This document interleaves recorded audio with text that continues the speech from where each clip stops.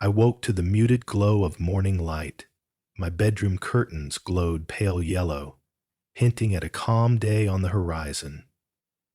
I'm Jacob Turner, a property investor by trade, though most folks in Brightwood County, Washington, simply call me a land guru. My farmland was my sanctuary, stretching over gentle hills, dotted with a few old oak trees and a winding creek near the northern boundary. It was a place I kept off limits to development, a safe haven where I could step away from boardroom deals and corporate negotiations. But that morning, serenity broke under the roar of machinery. I nearly dropped my coffee mug when I glanced out the window to see bulldozers lumbering across my eastern fields. Trucks, plain white with official decals, lined up in neat rows, their engines rumbling. Workers in reflective vests stomped around the property like they owned it. Confusion hit me first, then a slow burn of anger. Setting my mug aside, I raced outside, slipping on boots over pajama pants. As I hopped into my pickup truck, my stomach churned with questions. Who in their right mind? Did I miss some new county project? But that didn't make sense. This was private land. Nobody could just barge in, unless they had the nerve or a shady legal trick. I sped down the gravel driveway, gravel crunching under the tires. When I reached the eastern field, my jaw dropped at the sign erected by the roadside. Future site of High Point Meadows, 100 premier townhouses under the Brightwood HOA. Townhouses? My land? A chill spread through my limbs.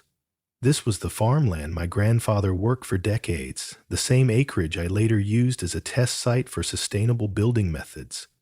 Now, without my knowledge, some unscrupulous group was slicing it up for residential units. I yanked open my truck door, heart pounding in my ears. A group of workers stood near a row of surveying equipment. Stacks of lumber and steel rods loomed behind them.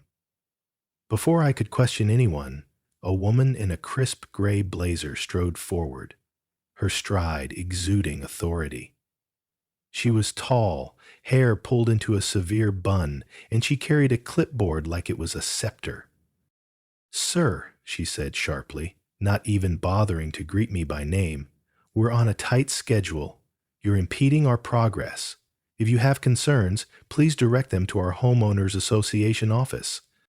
I stared, disbelief colliding with fury. "This is my property," I growled, voice shaking. "You have no right to build anything here." She let out a condescending sigh. Her name badge read, Nadia Caldwell, President, Brightwood Heights, HOA. "That's impossible," she said. "According to our records, we acquired this parcel last summer." "Now, please, step aside."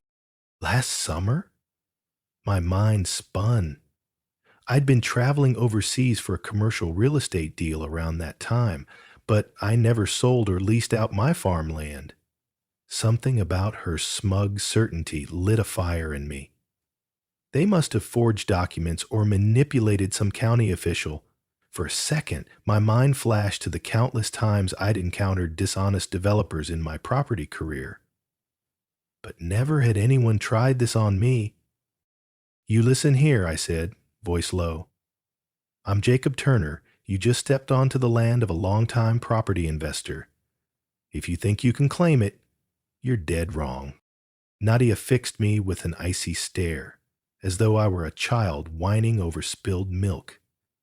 "Take it up with our attorneys, Mr. Turner," she snapped. Then, turning to the workers, she barked orders to keep hauling material. Within seconds, the whir of machinery resumed. It felt like a personal assault on my land's peace. I gritted my teeth. So they wanted a fight? They had no idea who they were dealing with. I might have played nice in other circumstances, but if they thought they could bulldoze my farmland for their HOA's gain, they were about to discover a ruthless side of me I rarely showed in public, and I'd relish every moment of it. Rage boiled in my blood as I tore back up the gravel driveway, dust billowing in the truck's wake.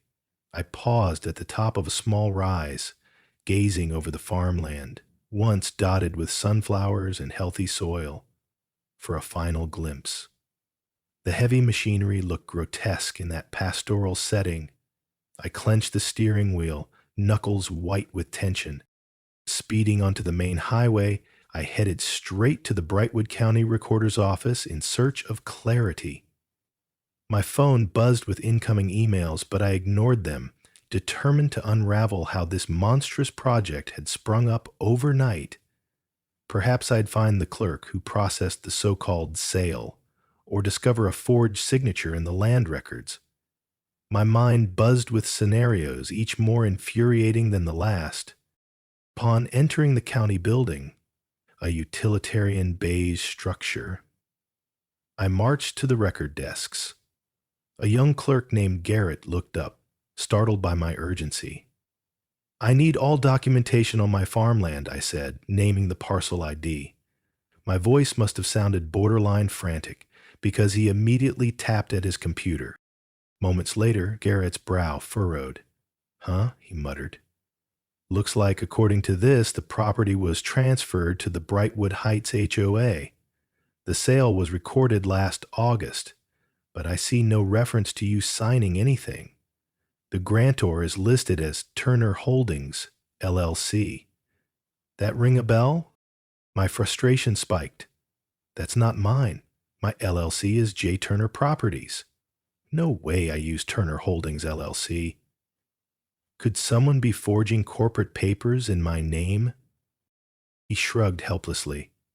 "Could be. The notary stamp is from a local official, Tammy Reynolds. We'd have to check her records.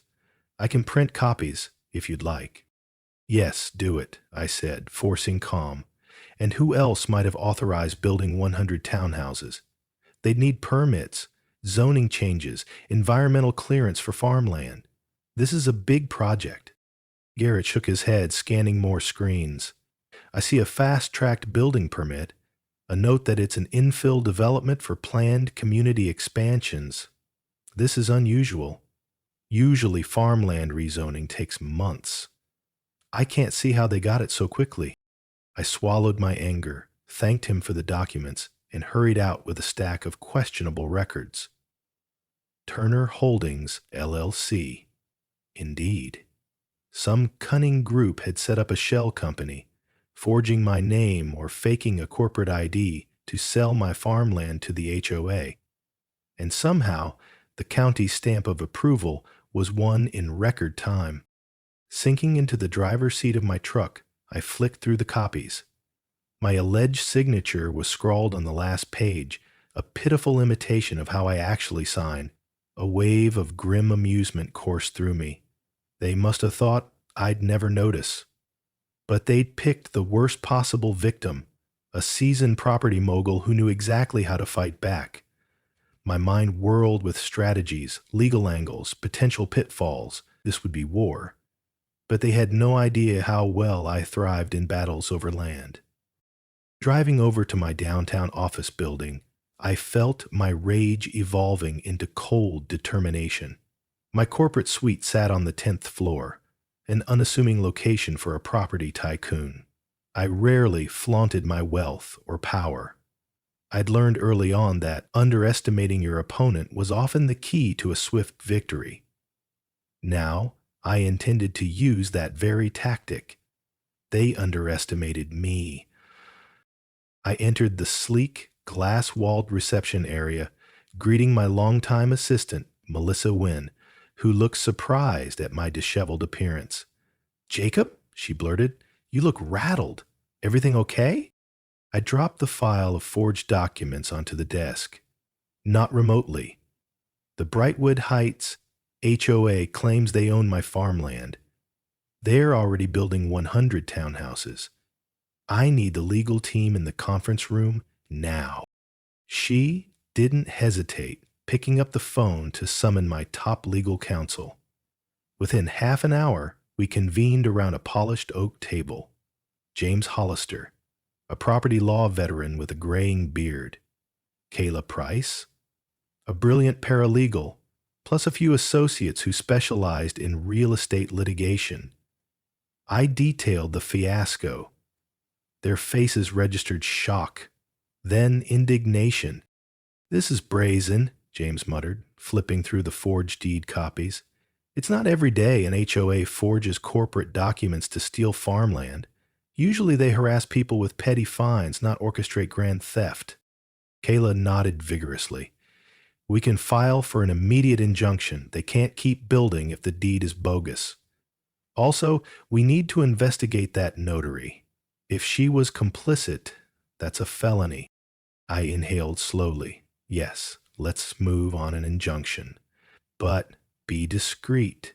I want them to keep sinking money into this project, to reveal all their shady deals before we strike. Once we gather enough evidence, we'll crush them in court. The attorneys exchanged knowing glances. "A trap, then," James said, a slight grin forming. "You want them fully invested. No chance to pivot." I smirked, though my anger still simmered beneath. "Exactly. If we move too soon, they'll feign ignorance, maybe sabotage evidence. But if we wait, we can expose the entire chain of corruption, especially the county officials who approved it." James tinted his fingers. "You've always been strategic, Jacob. It's why you're so successful in property acquisitions." I nodded. For years, my quiet acquisitions shaped Brightwood County's real estate scene. But I rarely publicized my name. Now, ironically, my low profile gave me an advantage. This unsuspecting HOA led by Nadia Caldwell had no clue they'd targeted a property tycoon with deep connections and a knack for lethal legal gambits. The thought almost made me pity them. Almost. In that moment, I resolved to keep calm, methodical, and absolutely ruthless. They threatened my legacy, my farmland. In return, I'd unravel their entire scheme from the inside out. Let them build. Let them pour their hearts and budgets into those 100 ill-fated townhouses. Then, I'd yank the rug out from under them so hard, they'd never recover. Over the next week, my attorneys quietly gathered intel. Kayla discovered that Nadia Caldwell had steered the entire High Point Meadows project, forging alliances with county staff to expedite rezoning. She boasted about transforming farmland into modern living spaces in local interviews. The local newspaper featured a glowing piece about how the Brightwood Heights HOA was leading suburban expansion. My stomach churned reading it, but I also recognized a golden opportunity. If they were so vocal, they'd inevitably slip up. On a bright Tuesday, Kayla approached me with a grin. "They're hosting a public unveiling of the project plans this weekend at their newly built community center. Want to go?" I raised an eyebrow. "You kidding? I'd love to see how they spin the theft of my farmland as a triumph." She smirked. "Wear something that doesn't scream TYCOON. Let them treat you like some naive local. Meanwhile, I'll record their claims." I agreed wholeheartedly. The thought of strolling into their PR event, letting them show off the townhouse dream, gave me a twisted sense of satisfaction. Once I revealed my cards, the shock on Nadia Caldwell's face would be priceless. That Friday, I slipped into my battered SUV, leaving the sleek Mercedes at home, and drove to the Brightwood Heights Community Center. The building was modern, all glass and steel, perched near a manicured pond. Banners read, "High Point Meadows, the future of suburban living." Rows of chairs were arranged around a stage, where photos of half-finished townhouses flashed on screens. Locals milled about, some excited, others curious. I sat discreetly in the back row, wearing plain jeans and a hoodie. Kayla hovered nearby, pretending to be another interested resident. Nadia Caldwell soon took the mic, bright-eyed and confident. "Welcome," she chimed, "to the unveiling of High Point Meadows, 100 upscale units that will elevate our community. We secured an amazing farmland location, though the previous owner was uncooperative. But the deed is ours now." She paused for a little laugh. The audience chuckled politely. My jaw clenched. Uncooperative? That was one way to label me. She boasted about the scenic vistas, the future clubhouse, even a private pool. She concluded with a flourish. "We overcame obstacles to ensure Brightwood Heights can expand. Soon families will call High Point Meadows home, thanks to our dedicated board." A smattering of applause rose. My lips curled in a silent snarl. They'd paraded my farmland like a trophy. My farmland. Kayla exchanged a meaningful glance with me, indicating she'd captured it on her phone. Perfect. Let them dig their own grave with every bragging word. As the event ended, I slipped out quietly, ignoring the refreshments. My soul burned with the desire to confront Nadia on the spot, to shout that she was standing on stolen soil. But I reminded myself, wait. Let them sink deeper. They had no idea the property's real value or my cunning. Soon enough, everything they built would come crashing down, and I'd relish the spectacle. By mid-autumn, the HOA's construction advanced at an alarming pace. Each drive past the farmland revealed new frames rising, walls going up, trucks hauling in bricks and roofing materials. One morning, I nearly gagged when I saw them bulldozing a row of peach trees planted by my grandmother decades ago for a wide asphalt road. My fists clenched around the steering wheel so hard my knuckles ached. I did my best to remain outwardly calm. Inside, the fury grew. My attorneys had built a strong legal case, but we needed more. We needed proof of collusion from county officials to strengthen potential corruption charges, ensuring not just a civil victory but total devastation for the HOA's leadership. So, we waited, letting them get more entangled. Each new foundation they poured was another nail in their coffin. Meanwhile, my old friend Mike Patterson, a local real estate broker, contacted me with shocking news. "Jacob," he said over the phone, "Nadia's people are marketing those future townhouses at inflated prices, like $450,000 a unit, claiming to have prime farmland rights. They're attracting out-of-state buyers who want a piece of small-town charm." I swallowed a growl. Of course. Raking in deposits on property that's not theirs. Mike sighed. "I can gather some buyer testimonies if you want. People are signing contracts under false pretenses, saying the farmland was willingly sold to the HOA. It's a big scam." "Please do," I replied. "Any buyer who feels duped can become a powerful witness in court." We ended the call.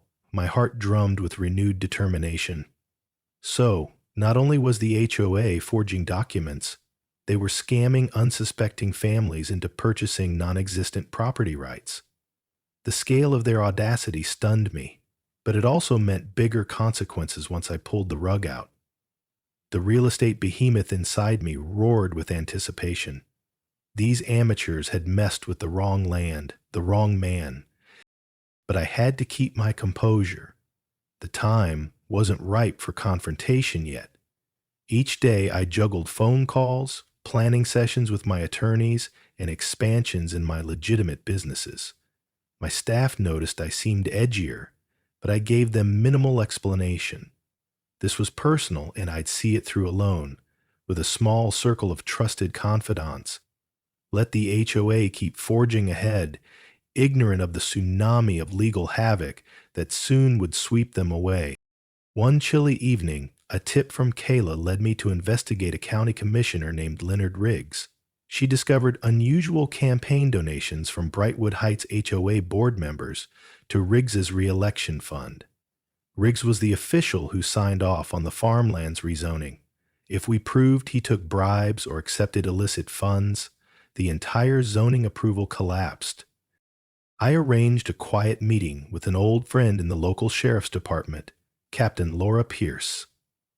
Over coffee at a dimly lit diner, I laid out the suspicious financial ties. She tapped the table, considering the possibilities. If Riggs abused his position for personal gain, she said, we can charge him with corruption, but we need more than a donation record, maybe explicit emails or meeting notes. I nodded, sipping my coffee. We suspect the HOA's behind it all, but we lack direct proof. Riggs promised them fast-track approval in exchange for cash. Laura exhaled. I can keep an ear out for any internal chatter. Meanwhile, you might ask the state attorney's office for support if the paper trail leads higher. Just be cautious, Jacob. Riggs has friends in high places. Her warning made sense. Politics in Brightwood County was a tangled web, with back-scratching among developers, commissioners, and certain HOAs. I realized then that my fight with Nadia Caldwell's group might be bigger than just farmland theft. It could be a gateway to unraveling a ring of unethical deals. Leaving the diner, the wind bit at my cheeks. My farm-stolen orchard flashed through my mind, replaced by townhouse frames.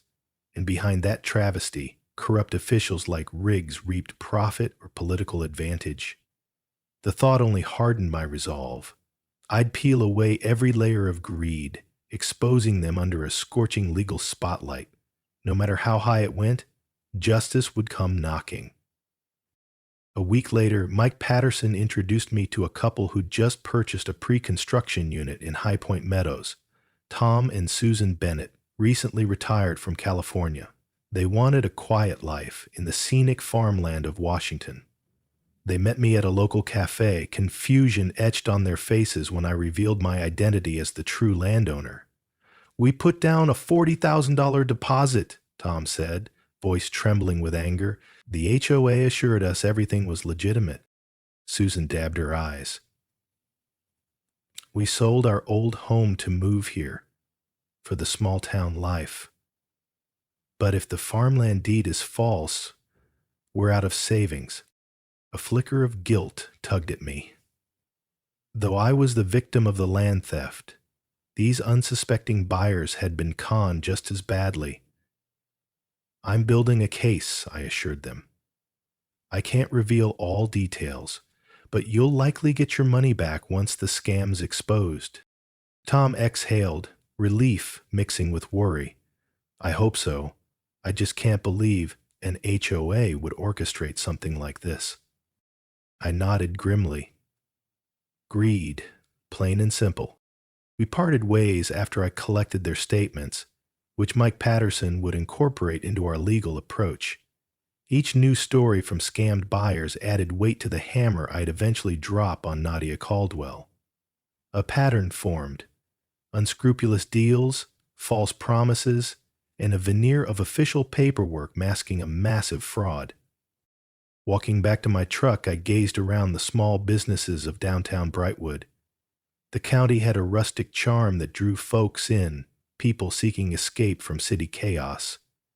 That was the dream Nadia exploited, marketing fancy townhouses on farmland she never legitimately owned.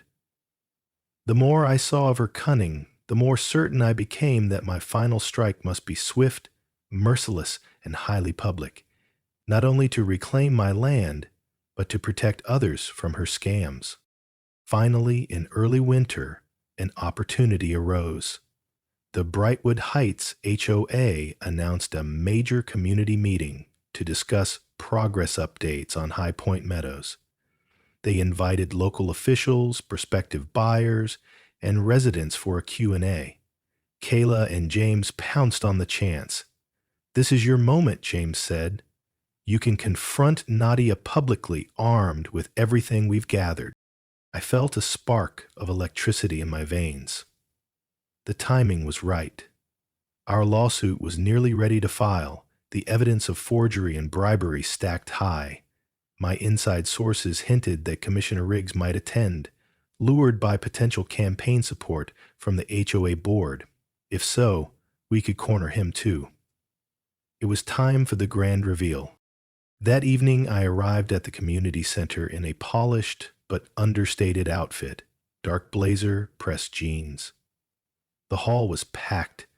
Residents murmured about new road expansions and budget allocations. A large banner read, "High Point Meadows, full steam ahead." My stomach twisted at the sight.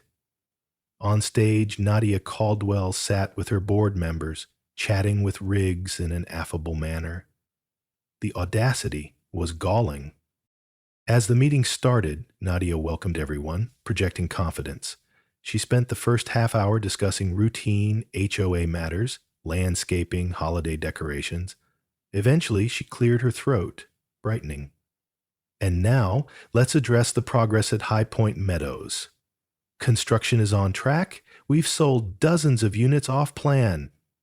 She beamed, as though unstoppable. I exchanged a glance with James, who nodded encouragement. Then I rose from my seat. "I have questions about your claim to that farmland," I said loudly. "Specifically, how you acquired it, considering it was never legally on the market." A hush fell. Nadia stiffened, recognizing me instantly. "We've addressed your concerns privately, Mr. Turner," she said coolly. "Our documentation is valid." I stepped toward the stage, heart pounding with controlled fury. "No, you haven't explained the forged deed, the phony LLC, the hush money to speed up rezoning. Maybe you'd care to do so now, in front of your community." A ripple of alarm spread through the audience. Nadia tried to mask her panic. "That's quite an accusation. Our attorneys maintain everything's above board." I let out a mirthless chuckle. "Then why is there overwhelming proof that my signature was faked? Why have multiple buyers discovered your promises are built on a lie? Why is Commissioner Riggs here, after receiving large campaign donations from your board?" At the mention of bribery, murmurs flared. Riggs paled, looking ready to bolt.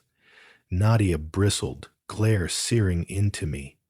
But I pressed on. "I'm not just some farmer you can push around. I happen to be a well-known property tycoon, and I have the resources to bury this sham project. You built on my land without a shred of legitimacy, and you'll face every legal consequence." The tension in the room skyrocketed. Nadia's mouth opened, but no words came out. A few stunned residents stared, some whispering among themselves. Kayla discreetly recorded from the audience, capturing every priceless second. Finally, Nadia tried to speak. "Afubwe." Finally. James shot to his feet, brandishing our prepared legal packet. "We can, Ms. Caldwell. We'll be filing suit in county court tomorrow, including claims of forgery, fraud, and conspiracy. You'll be called to account." The hush was deafening. Nadia trembled with fury, but she found no retort. Commissioner Riggs, face drained, rose and strode toward the exit, desperate to avoid the spotlight. The crowd parted for him, outraged murmurs intensifying. Satisfied, I locked eyes with Nadia one last time, a fierce triumph flooding my chest. "You never should have touched my farmland," I said quietly. "Now, your whole scheme collapses." Then I turned and left, heart pounding from the adrenaline. The final showdown had begun, and it felt so good. Within 24 hours, my legal team unleashed a tidal wave of motions and evidence. A civil lawsuit demanding an immediate injunction to halt construction. Criminal complaints filed with the state's attorney general, and detailed affidavits from scammed buyers. The local press pounced on the scandal, plastering headlines like, "HOA accused of massive land fraud, property tycoon fights back," across front pages. Nadia Caldwell's arrogance now looked more like hubris. Construction at High Point Meadows ground to a halt under the court's emergency injunction. Workers packed up equipment. The half-finished townhouses stood like abandoned skeletons, a stark testament to the HOA's downfall. Outraged prospective buyers demanded refunds or threatened to sue. Ms. Caldwell tried to reassure them with official statements, but the damage was done. Then came the bombshell. Commissioner Riggs was indicted for accepting illegal campaign funds. Investigators uncovered direct communications between him and the HOA board conspiring to push zoning changes. He resigned in disgrace, fueling public outrage. Each day brought fresh revelations of the HOA's shady finances, shell accounts, inflated budgets, hush payments. Nadia's carefully curated image as a visionary leader lay in ruins. Amid the scandal, I found a measure of satisfaction, though bitterness lingered at seeing my farmland scarred. The orchard's stumps reminded me of my grandmother's lost legacy. But I consoled myself with the knowledge that soon those structures would be torn down, the soil restored, and my orchard replanted. The law was on my side, and so was public sentiment. My phone rang non-stop with media requests. I gave a single interview to the local station, explaining that no matter how powerful an HOA or official might seem, they couldn't flout property rights or the law.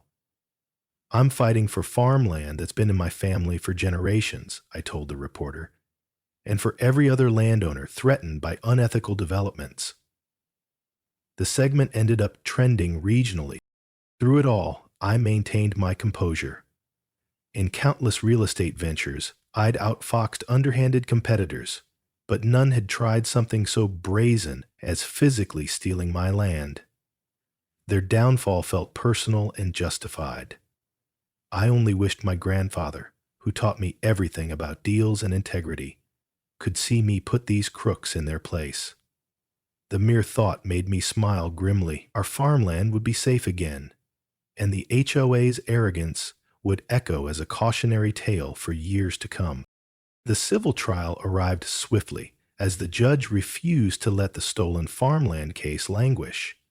For days, the county courthouse brimmed with spectators, media, and concerned neighbors.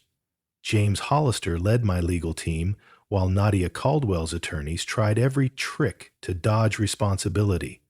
On the opening day, she strutted into the courtroom in a tailored suit, feigning calm.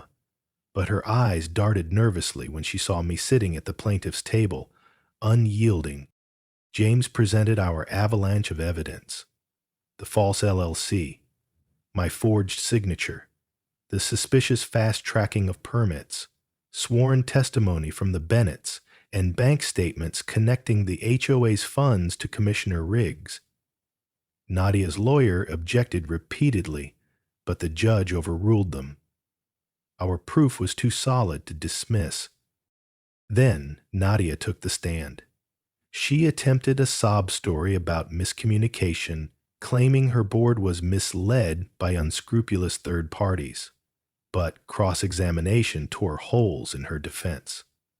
At one point, James confronted her with emails from her personal address instructing subordinates to push the farmland sale and secure signatures by any means.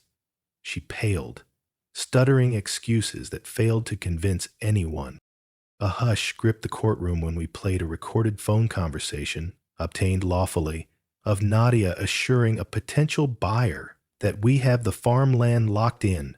The old owner is out of the picture. Her contemptuous tone made the jury bristle. With each passing minute, we hammered nails into the coffin of her credibility. When I took the stand, I recounted how I discovered bulldozers on my family farmland, how I verified the fraud. Emotions welled up as I described how the orchard was uprooted, how generational memories lay in ruins. The jury listened intently, several nodding in sympathy. I ended with a resolute statement. I never sold my land. The HOA hijacked it, forging documents to line their pockets. Now I want justice, for me and for every trusting family they duped. By the final day, the defense had nowhere left to hide. The tension in the courtroom was electric. As the judge prepared to instruct the jury, murmurs rippled among the crowd.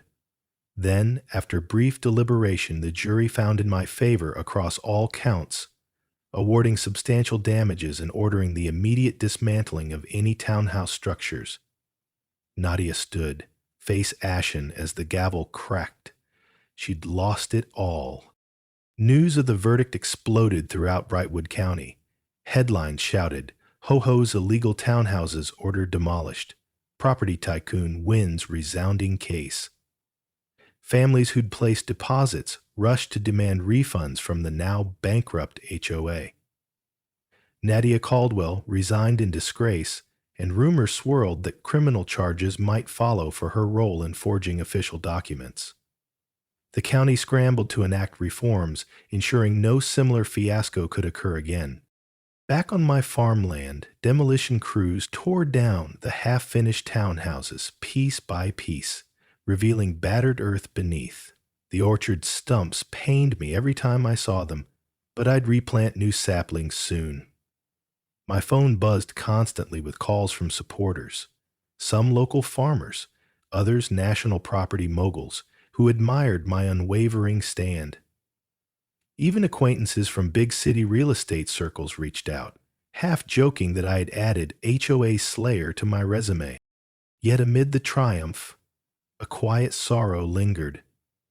My farmland would heal, but the orchard my grandfather nurtured was gone, replaced by dust and debris. On a crisp morning, I strolled across the cleared fields, memories tugging at my heart. In the distance, a new orchard might sprout someday, carrying on the Turner legacy. That vision warmed me. Closing my eyes, I let the breeze ruffle my hair. Soon, the local environment would breathe free of the HOA's construction trash. I'd fund the restoration personally, ensuring the soil recovered from the upheaval. Maybe I'd turn a small portion into a community garden or a wildlife habitat. Some good could grow out of this fiasco. Walking back to the ranch house, I marveled at how swiftly my life had pivoted from a peaceful landowner to a man locked in a life-or-death struggle over property rights. But that was my domain, real estate. I thrived on deals, on shaping land use. This time, the deal was moral, not monetary, and I'd proven to Nadia Caldwell and her ilk that nobody steals from me, especially not my sacred farmland. In the following months, Brightwood Heights HOA was restructured, leadership replaced by more honest community members. They apologized to the entire county, acknowledging the fiasco had tarnished the concept of an HOA as a helpful local entity. Investigations unmasked a network of shady alliances. Nadia and a few co-conspirators had manipulated county records, bribed officials, and lied to prospective buyers. Eventually, they faced criminal charges, culminating in hefty fines and, for some, brief stints behind bars. Meanwhile, the farmland gradually revived. I arranged for fresh topsoil to restore the orchard area, planting young fruit trees in neat rows. The sight of tiny saplings, full of promise, stirred pride within me. My farmland was mine again, undefeated, and as the seasons rolled on, those saplings would yield fruit for generations to come, just as my grandfather would have wanted. Community members occasionally asked if I planned to develop the land myself, now that I was back in control. I'd smile faintly and say, "Not anytime soon." My property career kept me busy with countless city projects, but this farmland remained sacred, a reminder of my family's roots. Some things are more precious than profit. On a breezy afternoon, I stood near the boundary fence gazing out at the budding orchard. The fiasco with the HOA still echoed in local gossip, but I felt a deep calm. Nadia Caldwell once believed she could erect 100 townhouses on land she didn't own. She never suspected the man behind the farmland was a formidable property tycoon who'd turn her ambitions to dust. If she had, perhaps she would have run far away instead of forging documents in broad daylight. I brushed a hand across a young sapling's leaves, remembering my vow the day I saw bulldozers on the horizon. Nobody steals from a Turner. The law had prevailed. My farmland breathed free, poised for a bright future, and I, Jacob Turner, the so-called land guru or property tycoon, had safeguarded the legacy that was always meant to remain in my family.